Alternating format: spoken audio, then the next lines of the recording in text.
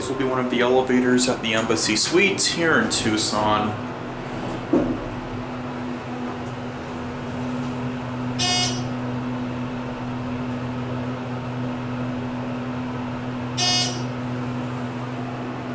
Let's go to 3. To ThyssenKrupp. The Embassy Suites La Paloma.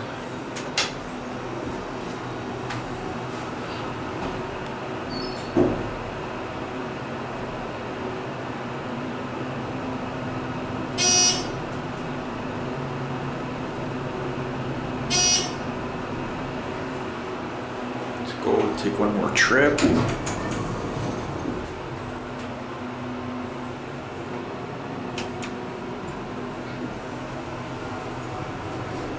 I used to stay at this hotel often when we'd come to Tucson, back when I lived in El Paso.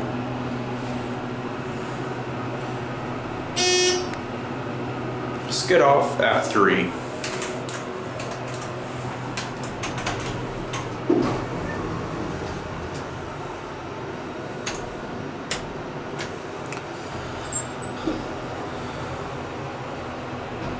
I will say, if you're ever in Tucson, this is a great hotel to stay at. It's very clean and high-end.